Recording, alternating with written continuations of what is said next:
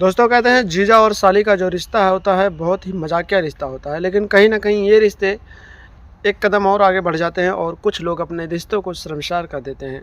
दोस्तों आज की जो कहानी बताने जा रहा हूँ वो कहानी भी कुछ इसी प्रकार है, जहाँ पर एक जहीर नाम का व्यक्ति होता है जो कभी कभी अपने ससुराल जाता रहता है। लेकिन दोस्तों एक दिन वो अपने ससुराल गया और अपने ससुराल जब गया दोस्तों तो उसने अपनी साली को देखा और साली को देखने के बाद उसके अंदर एक अलग सा भूत सवार हो गया, हवस का भूत सवार हो गया और वो अपनी साली के साथ गलत तरीके से कोशिश करने लगा कि उसके साथ कुछ गलत रिश्ते बनाए जाएं।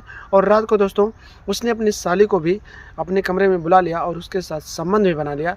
लेकिन इन सारी चीज़ों को उसकी सास ने देख लिया और दोस्तों जब उसकी सास ने देखा और उसने इसका विरोध किया तो जो हुआ दोस्तों उसे सुनने के बाद आप लोग हैरान हो जाएंगे और दांतों तले उंगली दबा लेंगे और सोचने पर मजबूर हो जाएंगे कि आखिर ये सब हुआ तो हुआ कैसे।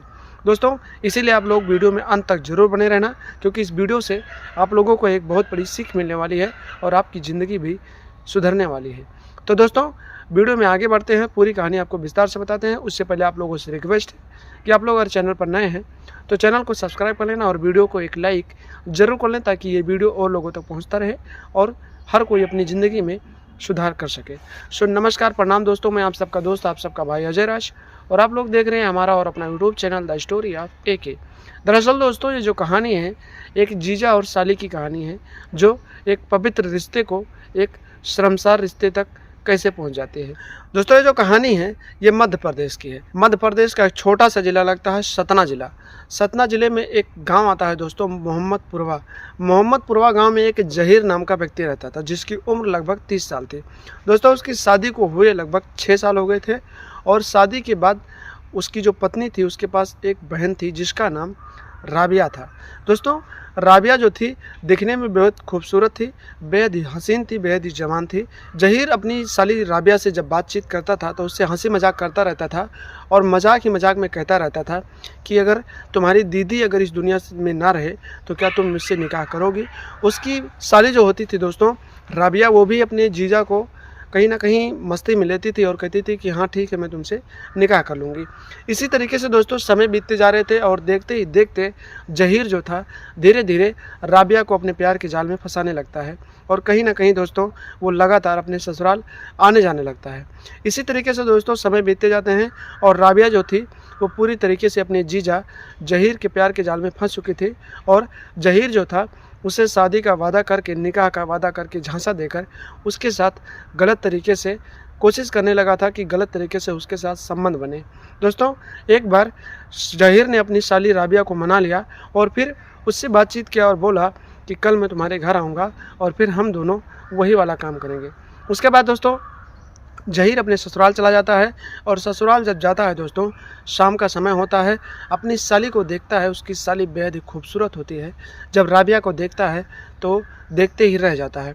उसके बाद दोस्तों शाम का समय होता है, खाना बनाती है राबिया और खाना खाते हैं सभी लोग, अपनी माँ को खाना देती है। दोस्तों आपको बताएं कि राबिया के घर में सिर्फ़ और सिर्फ उसकी माँ थी। उसके पिता की पहले ही मौत हो चुकी थी और उसके पास कोई भाई नहीं था।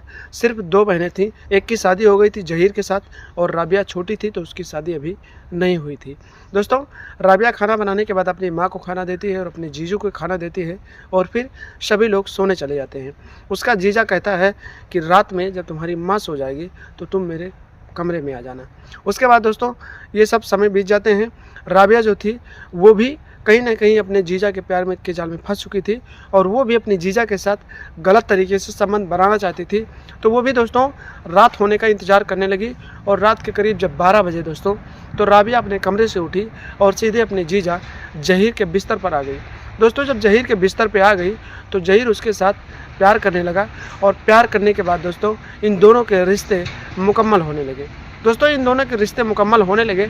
जहीर अपनी साली राबिया के साथ इतनी ज़ोरदार तरीके से रिश्ते मुकम्मल कर रहा था कि उसकी सिसकारियाँ उसके कमरे में गूंज रही थी। दोस्तों राबिया पहली बार किसी के साथ इस तरीके से संबंध बना रही थी तो उसे बहुत सारा दर्द भी हो रहा था और दर्द के मारे वो चिल्ला रही थी।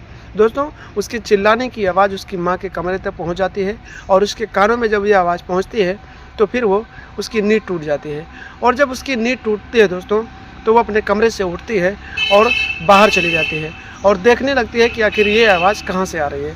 जब उठती है दोस्तों तो देखती है कि उसकी बेटी राबिया अपने बिस्तर पर नहीं है। जब उसकी माँ अपनी बेटी राबिया को बिस्तर पर नहीं देखती है तो सबसे पहले वो अपनी बेटी को खोजने लगती है और खोजते खोजते दोस्तों अपने दामाद के कमरे में पहुंच जाती है, जहां पर राबिया अपने जीजा के साथ अपने रिश्तों को अंजाम दे रही थी। दोस्तों वो अपनी बेटी राबिया को अपने दामाद के साथ अर्धनग्न अवस्था में उसके ही बिस्तर पर देख लेती है और दोनों एक दूसरे के साथ आपत्तिजनक हालत में होते हैं। दोस्तों इतना नज़ारा देखने के बाद उसकी माँ जो थी इन दोनों को भला बुरा कहने लगती है और फिर कहीं ना कहीं शोर मचाने लगती है। जब शोर मचाने लगते हैं दोस्तों तो जो जहीर होता है अपनी साली राबिया से कहता है कि तुम्हारी माँ शोर मचा रही है, अगर आसपास के लोग आ गए तो फिर हम दोनों का क्या होगा।